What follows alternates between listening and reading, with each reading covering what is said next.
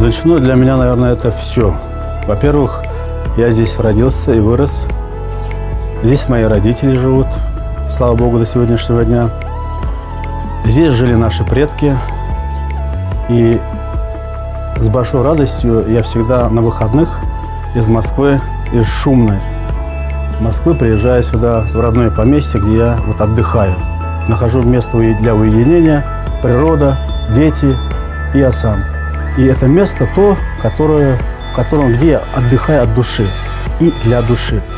Я здесь успокаиваюсь, я здесь спокоен, потому что мои родители рядом, моя семья рядом, и сама природа этому сопутствует.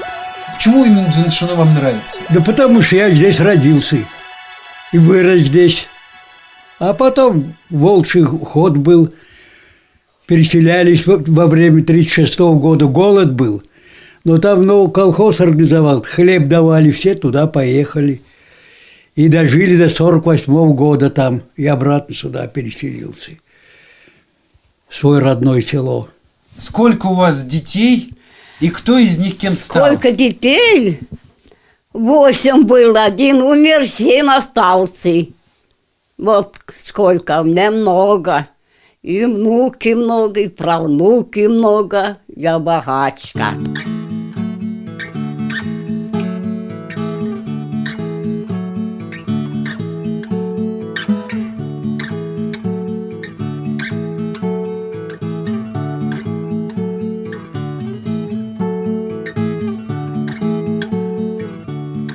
Мордва переехали сюда с Инсарского уезда Мордовии, где или было переполнено население, или какое-то недовольство возникло среди и группа людей, которые нашли это место. Возглавлял, или как определили это явление, Донча Нараев, или Донша, то ли Донча Нараев. По нашим определениям, которые до нас дошли от предков, которые мне рассказывали, он был 1649 года рождения. Поэтому и имени его назвали село Доншино, Даншино, по-всякому трансформировалось. А раньше это село называлось Большой Чимбар. Когда-то до определения уже настоящего названия Доншино назывался Большой Чимбар. Ну, по реке, потому что здесь стоит река Тёмбар. Тёмбар, по-мордовски река. И это была большая река, поскольку в эту реку впадает еще Малый Чимбар и много других притоков, которые начинаются с Каменского района, это река Большой Чимбар. Ну, потом, наверное, скорее всего, люди начали за этим головой сюда переселяться. Первую, я считаю, что улица была улица Нижняя, потому что это очень удобное место. И, скорее всего, определили, что в половодье здесь, там, где мы стоим, обычно заливало водой, если это были большие половодья, особенно весной, когда было много снега. И, соответственно, люди поселились там. Но когда уже эта улица была заполнена, люди начали подниматься вверх. И эта улица называется Бердепе, верхний конец улицы. Люди Мордва жили своей спокойной жизнью, к богатству не стремились, поскольку были времена такие, что это были ясачные крестьяне, и много налогов брали с них в разной форме, и натуральные, и, наверное, деньгами тоже брали с народа населения. Поэтому к богатству не стремились, и была такая пословица, или как говорили, что сколько ни накопи, все равно придут и возьмут. Поэтому к богатству не стремились, и вот последние, где какие времена не были бы, украшения мордовских женщин, нет золота на этих украшениях, поэтому к этому богатству не стремились. Ну а впоследствии территория стала расширяться, население стало постепенно прибавляться, наверное, улучшилась жизнь. И уже где-то в начале XVIII века, 24-34 годы, уже ввели сюда христианство. То есть, чтобы забыли своих языческих богов, и начали вводить христианство. Ну, как определили еще датские ученые, которые описывали народофотографические группы, особенно Мордва Мокша и Эрзя то же самое, они мало обращали внимание на эту религию, христианство. Сказали принять, они, наверное, скорее всего, приняли спокойно, без всяких эксцессов, без всяких проблем.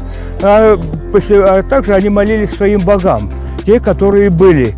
Ну, допустим, Шкабавас там и так далее, и много других богов, и всяких, ну, водяных, там, лесных, ну, в основном главенствовали женщины.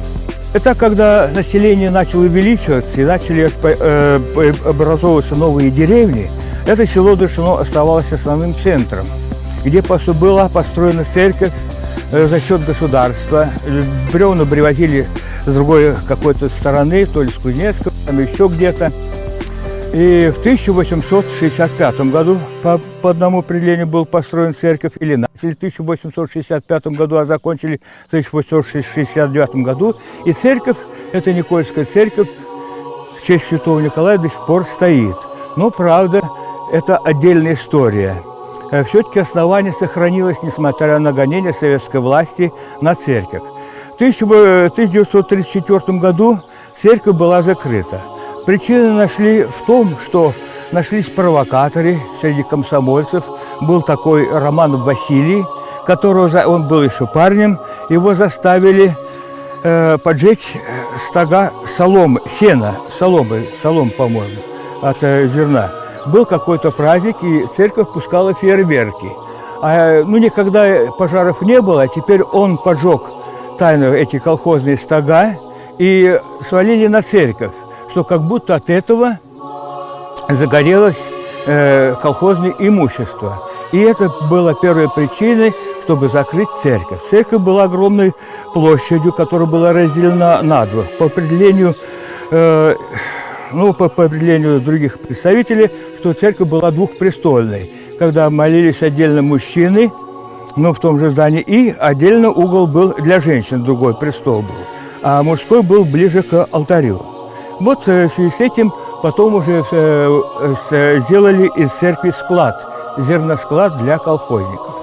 Но была и трагедия в нашем селе, которая нигде не упоминается, и, наверное, где-нибудь нет в архивах, чтобы в 1936 году, когда зерно было полностью засыпано в церковь была полная зерна, а колхозникам не выдали ни грамма зерна или какой-то оставили минимум. И начался голод. Голод, который люди погибли от голода, умирали прямо в домах. И их, даже некому было хоронить, более живые люди возили их на лошадях на кладбище, где впоследствии, когда весной растаяло все, в 1937 году сделали большую братскую могилу, и туда всех закопали погибших в результате этого голода. Там, как рассказывают, было разбирательство, тогда был Паимский район. Это разбирательство, кого-то посадили, кого-то расстреляли, говорили, но кого нам не было известно. Но, тем не менее, люди каким-то образом выжили. И вот когда мы посмотрим перепись населения, которая увеличивалась до революции, в 1912 году, потом была перепись, в 25-м, по-моему, дошло, и в 30-м году, я вот сейчас, цифра такая, село Дышино, население было 1450 человек, около 500. Где-то такая цифра. Это было в 30-м году. Но уже в 1939 году, когда была перепись, население Дышино осталось всего 600 с чем-то человек. Но после того, когда начались все эти преобразования в 90-е годы, думаю, что советская власть – это вечно, но вечно, оказывается, ничего нет. Партия убежала от народа, и народ остался сам с собой. Поэтому и деревня начала разваливаться с очень быстрой скоростью, чем в других местах где-либо. У нас в основном уезжали в город, Белинский переселялись, в другие села, Подмосковье там начало уже, после бурных этих 90-х годов, уже люди начали уходить из деревни. И в результате где-то в 1996 году где-то оставалось только в Дышине 240 человек, и Пяркин там немного еще оставалось. Но сейчас уже в современное время вместе с Пяркиным и Дышином осталось всего лишь где-то 125 человек. И где-то я считаю, что лет 20 еще просуществует это село. Если эта усадьба сохранится, еще где-то там строят, то уже как такового не останется носителей мордовского языка. А мордовский язык, вместе с этим и пропадет, скорее всего, нация. Вот борьба, как сохранить мордовскую нацию, национальный язык, культуру. Ведь много песен хороших есть. Я даже могу вам сыграть, наиграть эти мелодии, которые сохранились веками, пелись народом. Много исполняли мы с ансамблем, который здесь у нас был, но сейчас уже никого нет.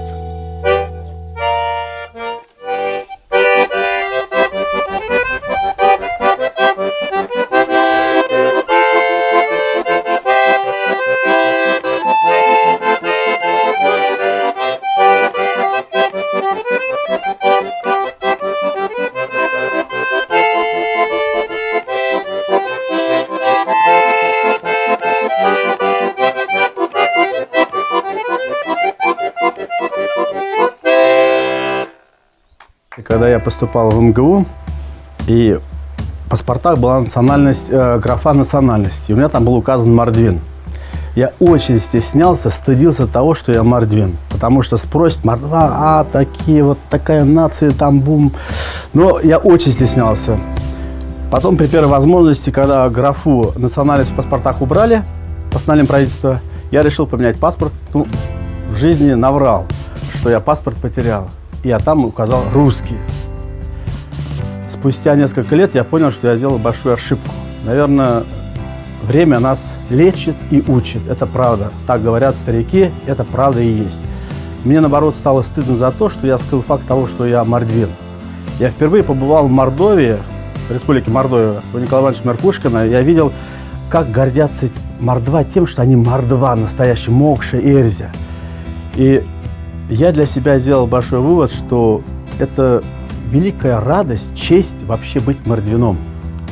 После этого я всегда стараюсь, где бы я ни был, с кем бы я ни разговаривал, я всегда подчеркиваю свою национальность. Я настоящий мордвин, Мокша.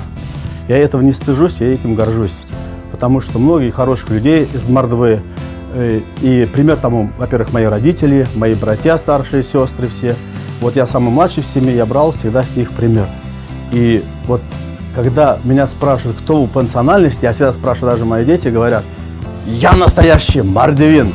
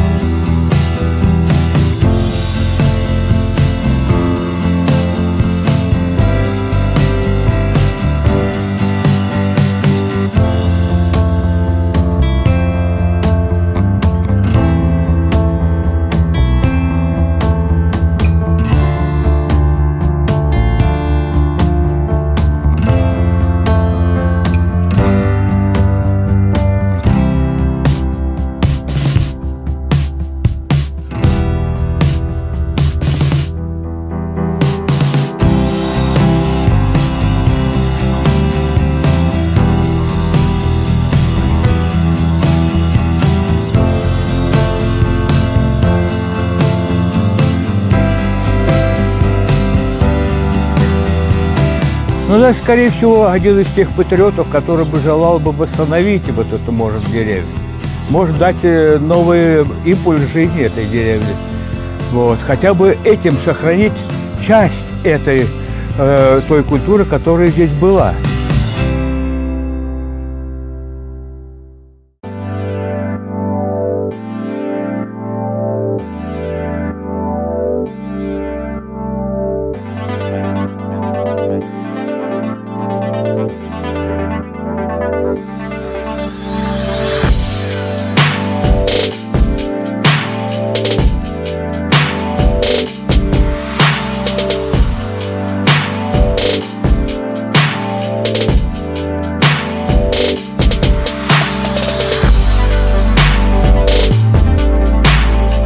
Идея о том, чтобы вернуться в родное село, у меня она появилась не сразу, честно скажу.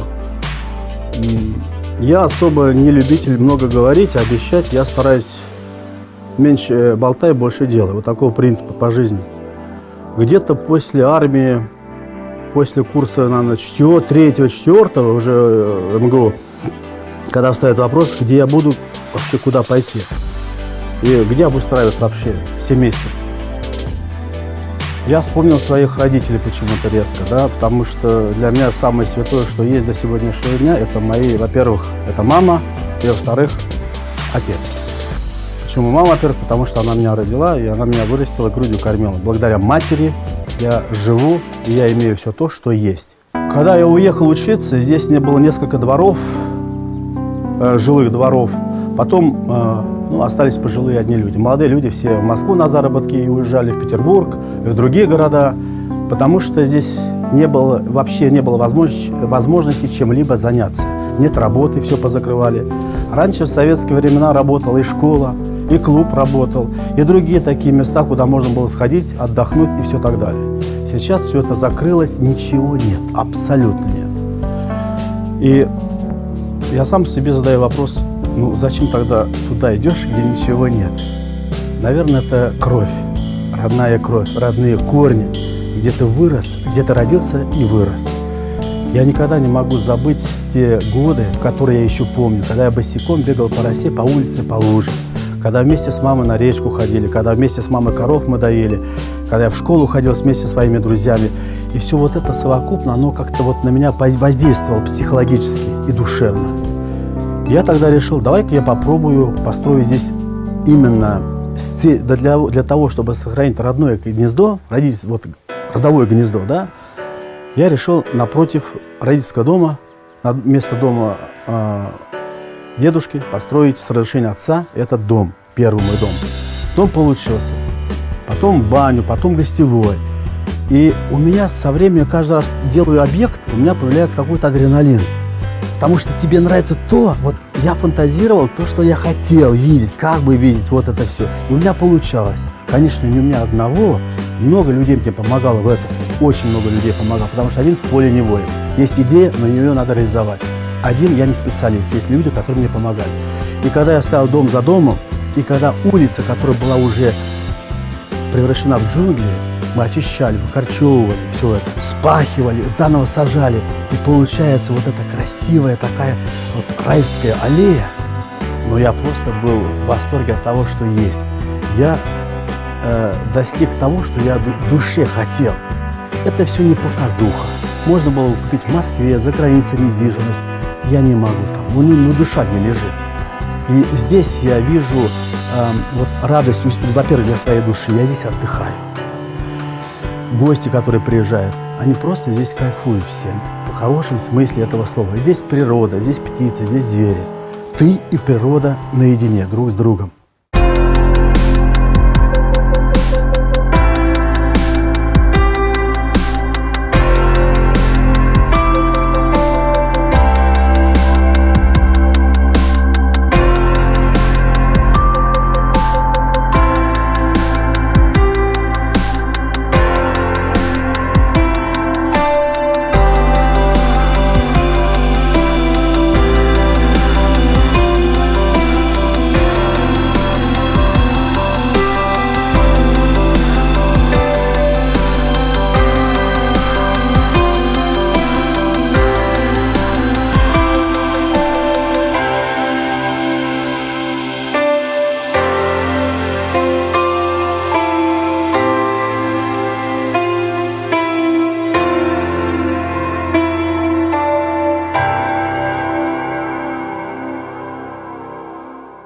Для меня самое главное – это помогать ребятишкам, которые подрастающее поколение, с тем, чтобы оберечь их от вредных, пагубных таких моментов, да, явлений. Курение, пьянство, алкоголизм, наркомания. Ведь мы ругаем детей, потому что вот они сидят там, курят, нюхают и так далее. Когда задаем вопрос, а что мы, взрослые, для этого делаем, чтобы они этого не делали? Ничего. Почему они уходят, дурачатся? Потому что негде сходить, ни клуба, ничего нет, ни театра, ничего абсолютно нет. Нормальных школ, музыкальных школ нет. Все поломано, все позакрыто. Что остается делать молодежи? Мы сами в этом виноваты. И вот такая вот мысль всегда была, вот с этой целью открытие для своих, в том числе детишек, это дом народных танцев. Мне нравится, например, мне лично нравятся кавказские танцы, честно скажу, да. Хотя русские народные, аналогично. Но мне почему-то вот от них адреналин получаю, да. И детишек своих обучаем вот этим танцам. Кроме того, мы с ребятами из хора Пятницкого обговаривали вариант, чтобы и русские народные танцы тоже самое. Это все будет со временем. Хорошую сделать школу, спортивную школу сделать. Вот открыть. У нас помещение есть хорошее. Вот закрыто правление, школа. Там есть помещение.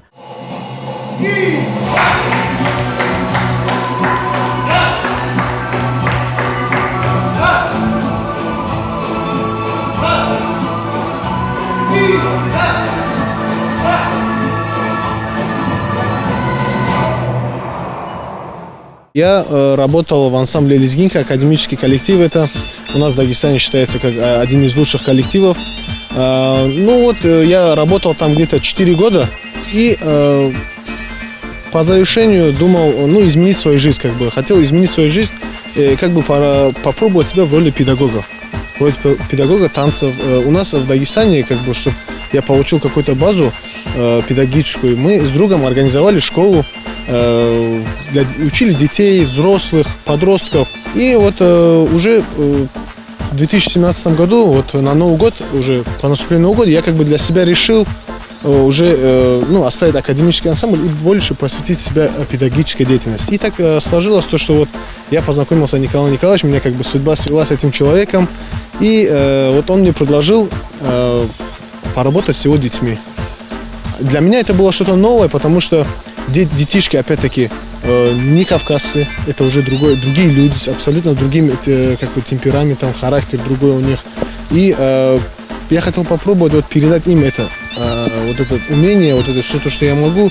И не скажу то, что прям 100% все получается, но я стараюсь, и детишки тоже стараются, потеем вместе, как говорится, и делаем. И таким-то образом я попал в это прекрасное место, за что хотелось бы выразить тоже большую благодарность Николаю Николаевичу Пиксину за то, что он предоставил мне такую возможность поработать здесь, проявить себя и увидеть это все прекрасное, эту всю красоту, как вы сами наблюдаете, наверное, да?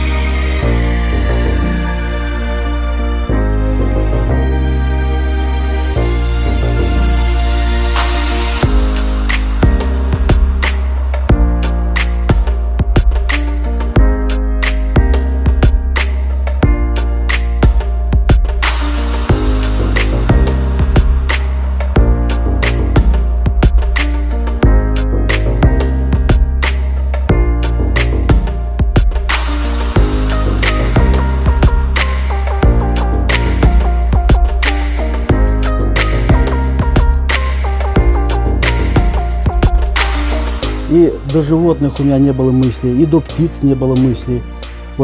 Построить свой дом, гостевой для гостей, и сохранить родительское гнездо.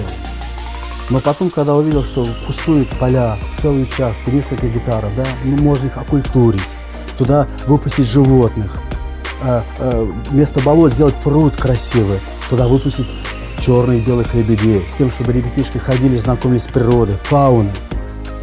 Это рождалась спонтанно, вся эта идея. И сегодня, например, приезжают несколько детишек, из школ приезжают экскурсии. Мне это очень нравится. Я с интересом, с уважением к ним отношусь, потому что я сам когда-то был таким. И никогда в жизни, наверное, не видел верблюдов, зубров тем более, или черных лебедей. Но когда я вижу глазами детишек то, что как они любуются, у них искринка появляется, или, например, из местного коррекционного дома, я их назову моими маленькими друзьями, когда приходят они сюда и смотрят, наблюдают, улыбаются, чувствуется радость в их лицах, в глазах. И для меня это большая честь. Вот честно скажу, вот, если тебе одному хорошо, как-то это не очень, да. Но если ты делаешь хотя бы какую-то минимальную радость человек 15-20 детишкам, когда ты видишь улыбки в их глазах, вот ты себе достойно скажи, ты день прожил не зря.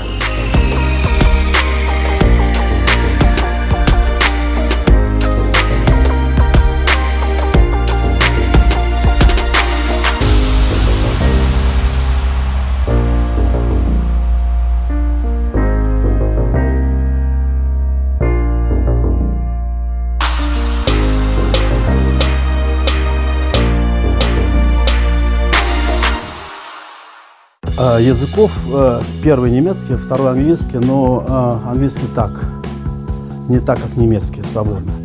Ну и мордовский свой национальный язык, это самое главное, да, что и русский, соответственно. Вот. Что касается иностранных языков, действительно, в школе я изучал немецкий язык, потом так получилось, что первый год я в МГУ не поступил, пришлось работать, и я, вот, Нина Михайловна Купчева, заведующая РАНО тогда еще, в далекие 80-е годы, она в виде исключения благословила меня на работу учителем немецкого языка в Кукарскую 8-летнюю школу. Я там год проработал. Мне язык нравился почему-то, я не знаю почему. Что-то вот в душе такое было, я тянулся, да. Когда он в школе учился, он очень был такой, ну, как бы нестандартный. Он учился как лучше всех, вот, и больше было у него любопытства. Даже вот это вот я не буду, допустим, льстить и прочее. Но, тем не менее, он отличался от своих одноклассников тем, что он, ну, какой-то был оригинальный. Куда-то стремился, еще больше познавал. Скорее всего, это привело к таким действиям, что он сразу устремился после, там, 10 закончил классов, проработал в школе учителем немецкого языка, не у нас, а в другой армии, поступил в университет, и он уже немецкий язык начал осваивать быстро. Потом поступил в МГУ, попал к Ольге Николаевне Хмелюк, моя преподавательница немецкого языка. Потом вечерний тогда еще институт Мареса Тереза был, вечерний курс немецкого языка. И как-то я этим увлекся сильно. После первого курса получилось так, что я попал в армию на 2 года и попал в Германию. Ну и опять же, не знаю как, по воле Всевышнего или воле стечения обстоятельств, я попал служить переводчиком. Я полюбил Германию. Для меня сначала они меня не понимали, как я разговариваю. Я их не понимаю. Наверное, 3-5 месяцев где-то вот так понадобилось времени, адаптация. И потом вернулся, я познакомился со студентами-юристами из университета в Германии. Они к нам в Москву приезжали, мы проезжали от МГУ, они нас приглашали, мы туда ездили. И вот потом пригласили нас в парламент. Ну и после встречи с депутатами меня пригласили на разговор с президентом парламента. Никто не знал, немцы меня в шоке были, все тряслось. Ну вот они сделали предложение приехать написать дипломную работу у них по земельным парламентам. Познакомился со многими профессорами, политиками познакомился. Ну и в итоге они пригласили в магистратуру учиться туда. Ну я приехал туда, закончил магистратуру, сдал экзамен отлично, вернулся в Москву, пошел в немецкую адвокатскую фирму работать. Для меня язык немецкий, скажу честно, это все. Благодаря языку и моих преподавателей, в том числе наставника, адвоката немецкого, у которого я учился, с которым я сегодня поддерживаю отношения, это доктор Ленга, который говорил всегда: Николай, никогда не бери взятку, никогда не давай судьям, никогда не ходи. Один раз возьмешь, будешь продажным адвокатом всю жизнь. Репутацию заработаешь, тяжело это заработать, потерять легко. Сделаешь раз, будешь все время таким. Я это никогда не забыл и никогда не забуду. И вот благодаря языку я потел, я бледнел, я не досыпался, высыпался, времени не хватало все это, но всегда внутри какое-то чувство было, что рано или поздно вот это аукнется. И вот реально, я всегда говорю, кто-то как стрекоза муравей, кто-то сначала пел и играл, а кто-то трудился. А я сейчас отработал свое, вот, отучился, а теперь я пользуюсь плодами своими тех, что я достиг того. И строить, и помогать, и созидать, и дальше работать.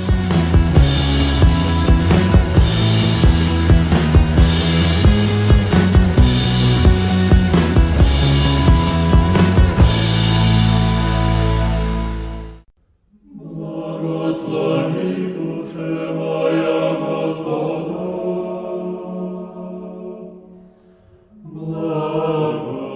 Покойная бабушка по материнской линии была очень верующий человек. Она всю помнит историю построения церкви вот этой напротив ее дома, село Верхнее, как ее разрушали в 50-е годы, и как мы потом ее восстанавливали заново. Она все это застала. Когда я был маленький, мы ходили в школу, и она много мне рассказывала. У нее старый экземпляр Библии был, черно-белый. И вот она мне показывала картинки, и каждой картинке она знала наизусть всю эту Библию. Настолько глубоко верующий человек был. Она все посты соблюдала, все, абсолютно все. Она очень негативно относилась к этим вещам, как клубы, например, да, развлечения какие-то, тем более порочные, развратные, все это. Я не могу сказать, что я понимал тогда в 5 классе или в 6 классе, но со временем, даже после, наверное, пришло после университета окончания, мне вот это как-то мысль пришла в голову, вот как-то более надавила. Да, я верующий человек, и для меня быть иногда, например, не в окружении, в какой-то компании. Я, например, предпочитаю просто зайти в церковь, сесть и полчасика подумать, посидеть, быть самим собой или посмотреть на себя со стороны. Бывает, я ошибки делаю, бывает, и не всегда идеально делаешь, да. Но когда я побыл уже на русский Афон, съездил, слетал и пожил с монахами, для меня мир совершенно другим кажется. И поэтому, когда выходные, я из Москвы, из порочной, шумной Москвы, я стараюсь приезжать в тихое райское поместье, в уединение, быть самим собой, подальше от всех и вся, с тем, чтобы вот отдохнуть душевно. Для меня это самое главное, что меня успокаивает, и то, что меня сильно положительно настраивает.